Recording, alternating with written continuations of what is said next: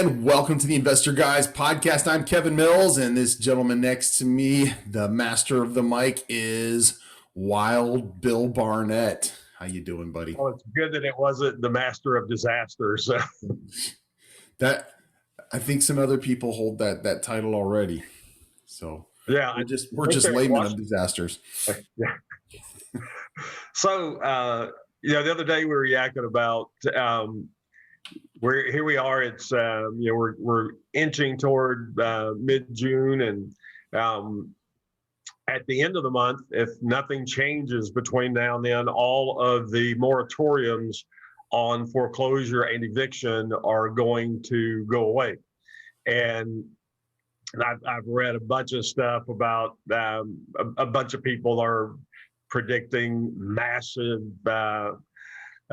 real estate chaos. And so, as you know, I used to own a mortgage company. And one of the things that came out of that was DS News, which is Direct Servicer. It's a digital magazine for the mortgage industry. And I've kept up with that through the years because I love the information that comes out of it. And you can always get the real truth. It's not an opinion thing. They just report what's going on in the industry. They had a great article a few days ago about as the politically correct way to say foreclosure, we're going to throw your butt out on the street, is forbearance. And so about the lift that's going to happen at the end of the month. And because of there being so much misinformation out there, I thought that'd be a great thing for us to talk about today. And so if you want, we'll jump right into that. Yeah, let's jump into it. It's something that's going to affect not just the foreclosure market. It's going to affect us as investors because if foreclosures flood the market, obviously it's going to affect the value of properties. It's going to affect the ability of us to actually find property. So good and bad. So if foreclosures flood the market, then we're going to have a lot of people focusing on foreclosures and not focusing so much on some of the other strategies, which means it opens up other strategies for us. If the values go down because foreclosures are flooding the market, then that affects us. There's so many different ways that this affects us. So yeah, absolutely. Let's talk about this. I think it's going to be a blip in the market. So some straight numbers coming out of DS News. As of Tuesday, June 1st, 2.12 million or 4% of the mortgaged property remain associated with some form of COVID-19 forbearance program. And then it breaks down by the different types of loans that are with that. 4% is not a big number. Obviously, if you hear, oh my gosh, there's going to be 2 million homes that may be on the market, that's not a big number. And that number, the 4% number, the 2 million sounds like a gigantic amount of flood of foreclosure. You take 2 million properties and you spread it across the country and not that big a deal. That's assuming that all 2 million of those are going to be foreclosed on, and they're not going to be. A lot of those loans, the mortgage companies are going to, if they've had a decent history or a good history prior to COVID, the mortgage company, it's an internal decision. They don't have to ask anybody to do this. They can just go say, hey, you know what, Mr. and Ms. Jones, we've had your mortgage for 8 years. You've been paying great until all this COVID craziness happened. Now that that's back and you're back on track, we're not going to demand that you pay these 4, 5, 6, 10, whatever months that you have that you're behind. What we're going to do is we're going to take those payments and tack them on the end of your note. And what that does for the mortgage company, one, it resets the mortgage. Resets a word we've been hearing a lot of in the last year, but it resets the mortgage, gets them back into a current non-defaulted state. And this is a stroke of a pen. This is not, they can do this without any money being paid. If the homeowner says, gee, we had a great track record up until then. We love the house. We want to stay in the house. We have the ability to start making our payments again. And they'll say, okay, fine. We're going to put that on the back end of the note. And as long as those people, and they may say, hey, we need to make sure that the next 3 payments or the next 6 payments or some number are absolutely on time. And as long as they are, then everything is copacetic. We're good to go and enjoy your home. So a portion of those, that's going to happen too. There's going to be a portion where some people are going to be able to catch up. They may not be able to stroke a check today for 7 payments, but if they can come in and say, well, I can do 2 payments today, they say, okay, fine, we'll give you another 30 days. What can you do in 30 days? I can make 2 more or whatever. There's going to be some workout plans like that established. So this whole 2 million number that a lot of people are creating fear out of or worry out of, don't. And even if all of them hit, look when they're hitting. They're hitting right in the middle of summer sale season. End of June, hottest time, June, July, August, always the hottest time of the year in the real estate business. So a lot of them are going to get absorbed. There's so much demand right now in both of our states for inventory. And this is going to create a little bit of an easing effect on the inventory demand, a little cooling off effect from, it's not going to push prices down, in my opinion. The biggest thing I think that's going to happen is it'll level prices out a little bit.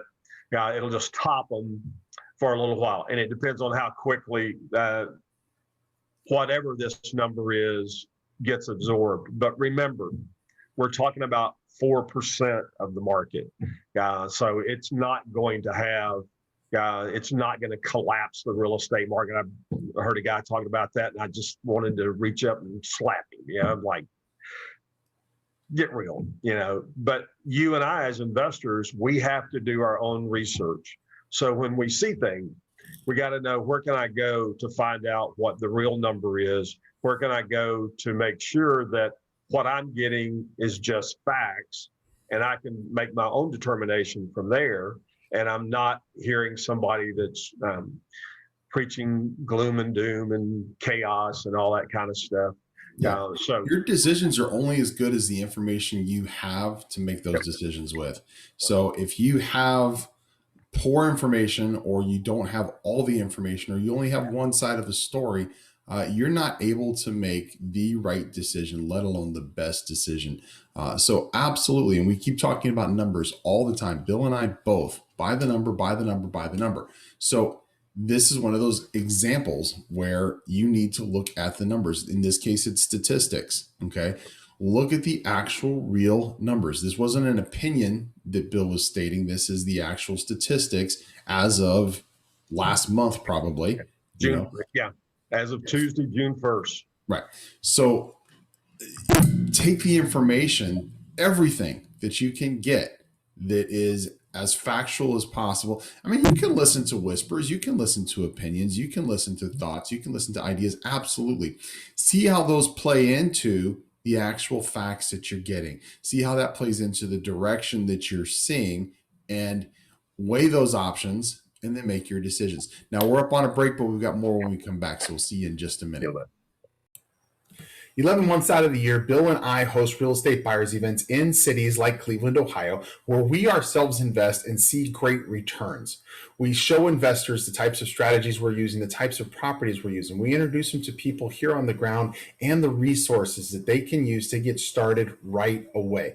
Day 4 of this event, we're actually touring properties and making offers on properties. This event was designed to put properties in your portfolio right away, high-performing properties. Read more about the Real Estate Buyers event. Get registered. We'll see you at the next event. realestatebuyersevent.com.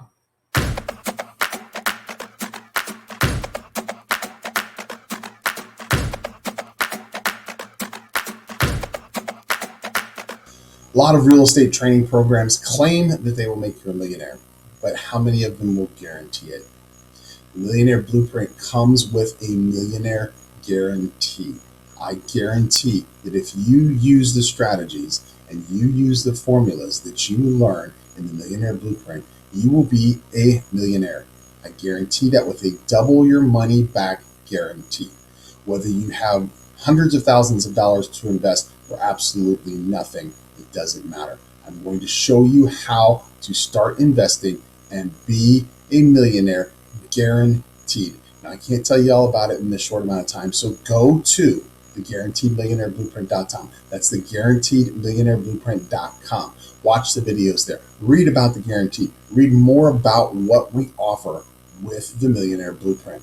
Get signed up. I'll see you in Palm Beach.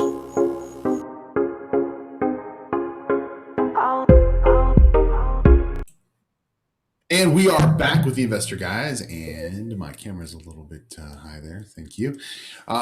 We were talking about foreclosures and how it's going to affect the market that we're moving into as investors. One of the things that I foresee, because I've heard people talking, investors talking, and I'm sure Bill has as well. A lot of people are fed up with investing. They're not investors who are in it for the right reasons. I say in it for the right reasons. We're all in it because of the money. Okay, we're all in it because we love it. A lot of people don't have the heart for it. They don't have the stomach for it. They did their numbers wrong. They're doing their strategies wrong, whatever it is. There's just different types of people out there. But I know people who are saying that they just would rather give up their building and not deal with it, or give up their property because they've got tenants that haven't paid their rent for almost a year now. They just don't want the hassle. They think this is going to happen again. This is an anomaly. Okay. Could this happen again? Yeah. The likelihood of it being created to happen again is probably greater than it actually happening naturally. But being prepared for that, this is something, every hard surface, I tell people this, every hard surface is something that puts another facet in your life, in your experiences. So if you understand how to overcome this, if you hedge your investments, as Bill and I did, this isn't going to kill you. But I do know a lot of investors who just, they don't plan on paying their mortgages. They plan on losing their property, or they plan on selling their property, or they're trying to sell their property now to get out what they can, because they just don't want to be in the game anymore, because they feel like they've been screwed by the government. They feel like they've been screwed by their tenants. They just don't want to be part of it. So as this foreclosure looms above us, and I want to say looms is it's 4%, as Bill said. But as we head into this cycle in our economy and in our market, keep an eye out for people who do just want to get out. Okay, keep an eye out for people who perhaps the bank is giving them an opportunity to get caught up, but the opportunity they want is to just get out of the property and go someplace else. It's the easy thing for them to just go ahead and take the default, take the foreclosure, take the forbearance, and go stay in an apartment or move to another market. We've got a lot of people who've already moved to other markets, and they are trying to get rid of their house where they used to be. So there are still going to be opportunities. This just needs to change our focus for how we're looking at them, where we're going to find them. So the other thing is, think about the market as a whole. We have been in a rip-roaring market since 2012, the end of 2012, beginning of 2013. For us here in the Metroplex, December of 2012, which December is typically our worst month in the real estate business, in the traditional business. It literally was like somebody reached over and flipped a switch. The market took off, and we've been hot ever since. So we are due, we are overdue, we are long overdue a correction in the market, which would have happened whether there was anything going on with COVID or not, whether there was a lockdown or not. We are due that. We are past due that. So just know that this is going to happen. The market is going to cool off. This may fall right into it, and it may give people something to blame the changing real estate market to. But no, we have been changing. And when you look at the numbers behind the scenes, and not just what you can pick up in the news, when you look at the numbers behind the scene, the market has been changing, and it's been preparing for a cool down, and it has to be able to do that to be able to get hot again. So when you look at us as investors, we make more money in a down market than we do a hot market. One, it's easier for us to find good quality deals. If you've seen any of the webinars that I do on Thursday nights, then you may have seen David and Lorraine Ronquilla, who are clients of mine, and we structured a seller finance deal for them where they bought a property and they initially were going to flip it. They were looking at it and they said, you know what, let's wholesale it. And I said, you know what, why don't we wholesale it to an end user instead of another investor? And you can kind of split the difference between what an investor might pay and what the retail price of the property would have been if you rehabbed it. And within 10 days, they got it under contract, got a 10% down payment. They've had people in it for over a year now, and the people love the house. They love the people. And so a lot of those kind of selling opportunities are going to resurface as we move into the market correcting. You'll be able to find deals. So remember, there's always two sides of the market. Either deals are like they are now, you've got to hunt hard for them to find great deals, and you got to know how to do that, but you can sell them in the blink of an eye. Or you can walk out your yard, pick up a rock, and hit 10 great deals, but selling them becomes the work part of our job. So when you get into that, we get into the other side of the market, a lot of very creative ways to be able to sell property. And that's where it falls back into our laps as investors. It's going to be a heck of a turn as the market cools off. And if you're awake and paying attention, you're just sitting on pins and needles going, man, it's good now. It's about to get real good. Yeah. And here's the thing too, is indicators come in all different ways. And what a lot of people see as a negative indicator actually indicates something positive on another side. So now your markets are going to be different. Everybody's market's going to be different. But one thing I've noticed, we got a place here in Palm Beach almost a year ago at this point. I've been talking to people who are renting. They're renting apartments, okay? And they're telling me that their lease renewal was or is coming up, and they're going to be paying $300, $200, $300 more a month. And this is just on a regular apartment. This isn't a high-end apartment or anything else when they have to renew their lease, because the demand has gone that much that they're being told, they're saying, hey, you know what? I'm being told that market value is now $300 more than when I wrote this lease a year ago. And they're telling me if I'm going to renew my lease, it's going to be $300, or I'm going to pay an extra $100, $150, $200 to go month to month.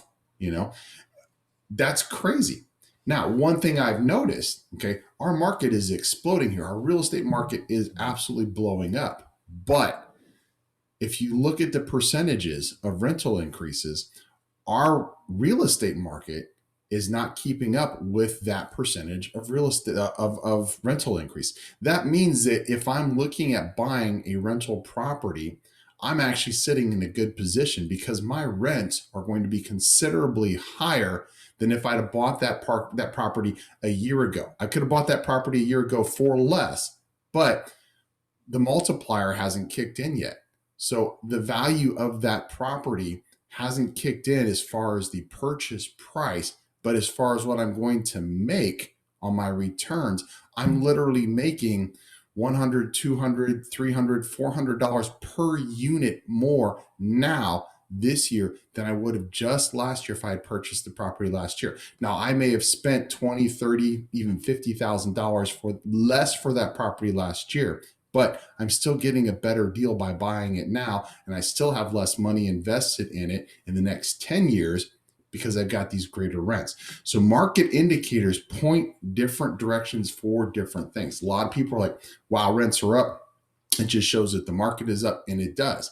But it doesn't, in this particular case, it shows that it's not keeping pace. Both factors aren't keeping pace with each other. Rents aren't going to go down. Okay. In 2 years, 3 years, 4 years, they're not going to say, oh, you know what? We're going to reduce your rent that $200, $300, $400, $500 that we've raised it for the last couple of years. Okay. It's going to stay there. Okay. That means that I'm going to continue to make more and more and more, because every year the rent may not go up $100. It may just go up with the rate of inflation. Okay. Right now it's market value. They literally are telling these people, this is market value for this unit. This is what that rent's going to cost. It's not the pace of inflation. Now, as we kick into this high inflation that we're getting, it is going to be inflation. So you have to pay attention to what the market is telling you. Part of this is the foreclosures that we're seeing, and we're coming up on a break. I know that's why Bill's making goo eyes at me. It's not because he loves me. So we're going to take a break, and we'll be back in a minute. Thanks, guys. Las Vegas isn't only a great city to visit, it's a great city to invest in. Bill and I both have been investing in the Vegas area for decades, and that's one of the reasons why we have our real estate buyers event in Las Vegas, Nevada.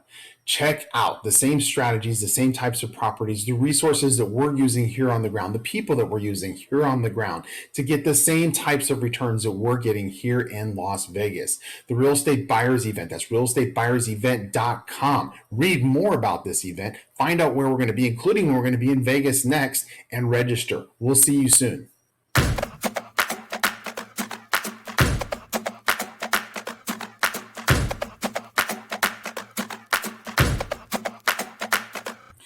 My name's Kevin Mills. I have a real estate training program that is so powerful, I will back it up with a double your money back guarantee that it will make you a millionaire. That's right. Double your money back guarantee that you will be a millionaire if you use what you learn in the Millionaire Blueprint.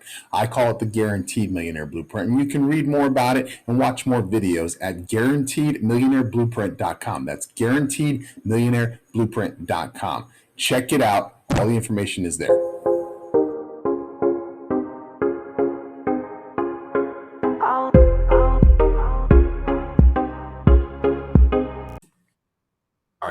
And we are back. So again, just you have to look at the facts. You have to look at the numbers. You have to look at the information that's available to you. And a lot of times that means you having to do some homework, going out and finding that information. Find out where you're going to be able to get that information or how you're going to compile it for yourself. But the better the information you have, the better the decisions you're going to be able to make. Turn it back over to you there, Wild Bill. Fun fact here, which has nothing to do with real estate whatsoever, but you have things in common with people. Kevin and I have a ton of stuff in common. And so today I was like, hey, I want to tell you about what I've been drinking lately. I've been drinking this orange flavored Perrier, and he picked this bottle up. Said, yeah, me too. So without having any conversation, that's just kind of the things that happened. When you're on the same track and trying to figure out how you move forward, this is the one of the places that you want to be is listening to shows like this. And you may pick up a great tip like orange flavored Perrier. And you know what? Just to interrupt you really quick, those things that we have in common really run a lot deeper. Okay. Bill is a very spiritual person. I don't consider myself overtly religious, but I am spiritual. Bill is a man of God, or a godly man, I guess I should say. I grew up in a religious household. My dad was actually a minister, but it goes deeper than that. Bill loves auto racing. Okay. Yeah. I love auto racing. These are things that we never talked about when we first met. We were just talking about real estate and money. Okay. Which we both love. That's our passionate core. Bill used to have a 928, one of his favorite cars. Yeah. Okay. I still have 2 Porsche 928s, also some of my favorite cars. Bill had a newer BMW 6. I collect older BMW 6 series. There are just so many different parallels that we have discovered over this past year. It's just it's funny, but it's also ironic, and it's also great. And you know what? I mean, it really just goes to show how interrelated we all are. But I mean, Bill and I are just like brothers from another mother or something. So yep, absolutely. And it all started with Kevin was attending a training that I was doing in LA for Robert Allen, and he had a testimonial to give, and he stood up, and I'm like, holy cow, that is a big dude. And we just hit it off, man. And that was, gosh, 30 years ago. Maybe like 20, 25. 20, Yeah. yeah. So dating ourselves. Yeah. So yeah, hey, it beats the alternative of not being able to. True. I actually wonder whether or not I should throw some Just for Men on my graying goatee that I've added here over the last few weeks. So that was actually, you know what? I used to do the goatee a lot. In fact, if you look at my old promo pictures, I have the goatee, but it wasn't gray. And one of the reasons I stopped doing the goatee is because it was going gray, and I didn't want to have to put that Just for Men in there all the time. So now I'm like being reminded of years. In fact, when we met, I was wearing a full beard. Years and years and years did that, and that it got to a point I was like, yeah, it's just I'm losing the battle with the gray. So, and about that time was when the Van Dyke, which is what we both wear, when Van Dykes became in vogue, and so we've just still continued. Now beards are back. I don't think you'll ever see me doing the Billy Goat beard. No, and you'll never see me doing my son has that. I call him a Civil War soldier because he's got that whole big hairy face thing. And you will never, ever, ever, ever see me in a man bun. That just will not ever happen. So yeah. I don't have not that I would ever do that, but I also do not have the ability to do that. I don't have the hair for that. If I ever have that ability, I will go bald before I'll do the man bun. A bad day being bald is still better than a good day with a man bun. So what's going to happen for you as you build your real estate business is you're going to find like-minded people like Kevin and I. You're going to have that for you. And it's a great, great friendship that has lasted years because we have so much in common. And that's what you're going to find. And many times it starts with real estate. So it's one of those side benefits that we don't ever really talk about in real estate, but that's why that you go to clubs. You think you're going to the club because you want to find the latest, greatest information tip, and hopefully you're getting that from your club, but you're also going because you want to meet those like-minded people that you can have conversation with, who are going to be able to share tips with you. And Kevin and I speak at clubs all over the country on a regular basis, and we love it. We love the folks that go to clubs.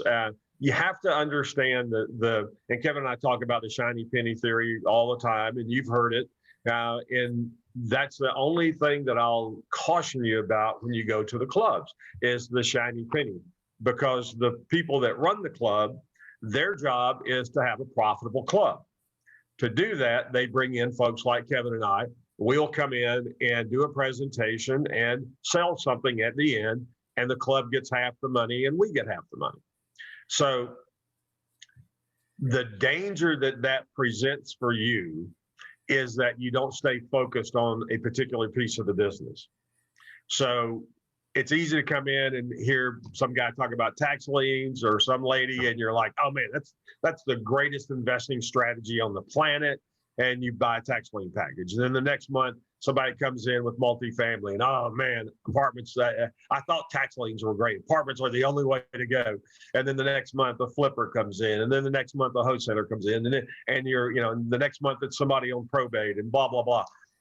And you don't stay focused on a track that puts profit and growth into your business. Yeah. And the sad thing is a lot of these clubs will actually charge you $20 each time you come in for the opportunity for them to pitch you on another program. When you go to these real estate clubs, and I'm not saying they'll pay the $20, $20 is worth it if you are networking. I see so many people who've gone to these clubs, and I know Bill has also. They go and they sit and they listen to whatever the presentation is. They like it, they don't like it, they leave. They don't network. They don't talk. Yep. The people in these meetings are local real estate investors, varying degrees of investment experience. Okay. But these are local real estate investors. They will have tips for you. They will have ideas for you. If you're just going and you're sitting to attend this thing, thinking you're going to, absorb information through osmosis, you're not getting your $20 worth. Okay.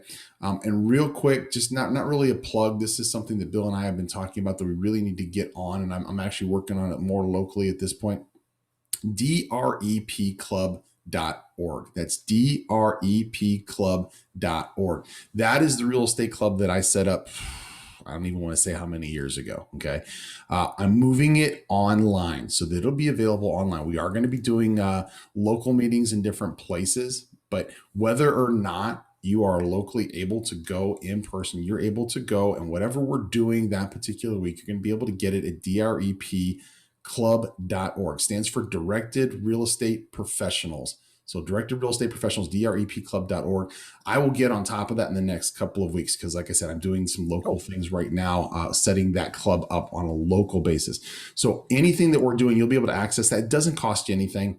Go there, get some resources, network as best you can online. There will be other people there. Anytime we have a presentation, we'll put Bill's presentations up there. We'll put my presentations up there. We'll put other people's presentations. They'll just be there. Watch the ones that you're interested in. Take advantage of the ones that you're interested in. Don't bother with the ones that you're not. This needs to be about you. This needs to be your direction, your path. This needs to be your goals. Don't let other people tell you what to do. You decide what you want to do based upon the information that is presented to you, which brings us full circle with where this entire thing started. Okay. Make your decisions based upon the information, valid, real information that you have. Don't just go chasing those shiny pennies. Don't just go listening to what somebody's opinion is without having some sort of statistics and real numbers to back it up. Yep. And we're not saying pick one thing instead. That's the only thing you ever do. No.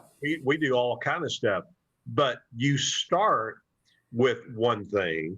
And as you perfect that, so if it's flipping, if it's buying passive rental income, whatever it happens to be, focus on one area till you get it solid. And I don't mean you understand it solidly. I mean, you are practicing it very solidly. And you've got a good base of income that's come off of that. And as you do that, then you can go in and say, hey, maybe I do want to add Section 8 to my portfolio. Maybe I do want to add tax liens. Maybe I do want to add multifamily. But you do those the same way. You add them one at a time. And once you get a solid footing there, then you can say, okay, if I want to bring in storage buildings now, if I have an interest in that, I can do that and not affect my overall growth and income in my company. And so this is, I love that name, Directed Real Estate Professionals, because the one thing that I caution investors about more than anything, and we're way over again, there's a shot. That's all right. That I caution investors about all the time is they don't treat this business as a profession. They're very haphazard in their investing. They don't work at it. And if you will think of this as this is your company, this is what represents you out in the marketplace. And if you will treat it as the profession that it is, it will pay you unbelievably well, but it's also something you'll be very proud of. And it's a legacy that you can build for your kids, your grandkids. It is. And you know what, in closing, I want to share a story. This is a great story. I think I've shared it with Bill before, but related to what we're talking about. Okay. Way back in the day, there was a outfit called Learning Annex. And I don't even know if they're still around or not, but Learning Annex used to, what's that? I don't think they are. I think they used to do great courses. They would have courses. They'd have a manual that would come out every single month of all the different courses. They had where I was in Southern California, they had one for Los Angeles. They had one for San Diego. I used to do real estate courses myself, just as Bill did. And I did Learning Annex courses. And Learning Annex courses were pretty much a day or 2 days. But it was leading into a pitch for them to take one of the programs that I was doing. They used to do a real estate expo every single year in every single market where they had a Learning Annex office. The real estate expo was always headlined every single year by Donald Trump. He paid Donald Trump $1 million per event to come and speak at these events. I was sitting in the green room with Robert Kyosaki, actually. and we were talking to Donald Trump. It was just before Donald Trump went up. And Robert actually was saying, I don't know how you do it. He was talking to Donald Trump. I don't know how you do it. You've got your own steaks, you've got your own ties, you've got your own line of wine, you've got your own this, you've got your own shoes, you got just your own line of everything. He goes, I've always got all these different projects that I'm trying to work on, but I can never focus on all of them because I've got too many of them that's going on. And I put my hand up, I said, me too. I've always got like 10 irons in the fire, and it just seems like I'm always spinning my wheels to get traction on any of them. He said, you know what? He goes, you're not looking at it the right way. If you have 10 projects and you're giving each one of them equal time, you're only able to give each one of them 10% of your time. You're never going to get ahead giving it 10% of your time. They may all be great ideas, all 10 of them, but you need to take some of those irons out of the fire. You need to focus 100% of your time or 50% of your time on 2. Okay. Get those going. Find somebody to take them over or let them run themselves before you focus on that next project. He went on to say that, we may think that we are doing this. We're the only person who can do this. Okay. But if we've got 10 projects and we're giving it 10% of our time, if we put one person in charge of one of those projects and they're only giving it 50% of their time, they're still giving it 40% more than we are. So I'm not saying start building your staff of people to do all these different things. What I'm saying is choose the iron you want to master first. Okay. Get that set up so that it's taking care of itself. And when I say taking care of itself, it doesn't necessarily have to just be, you turn your back on it and it continues to go. There are strategies that will work that way, but it could be that you've made enough money that you're able to hire somebody to continue that strategy, to manage that strategy for you while you go and work on mastering, putting together another strategy. Okay, it's going to be an additional line of income. One of the things that Robert Allen was big on for a while, and I know you remember this, was multiple streams of income. And it's the same thing with real estate. If we've got multiple different strategies that we can rely on, no matter what happens in the market, if one of those strategies becomes weak, we still have other strong strategies that are feeding our income and supporting that strategy that's weak that particular moment. So don't get overwhelmed. Don't feel like you have to just do every single thing. Find one thing, focus on it, master it, move on to the next. So, absolutely, brother. Anything you want to add before we get out of here? Nope. Great stuff today. Thanks, everybody, for being with us. Your beach is calling to me, so I'm headed out there. There you go. I'll see you in a couple of days. We'll see the rest of you guys on Tuesday. Have a great weekend.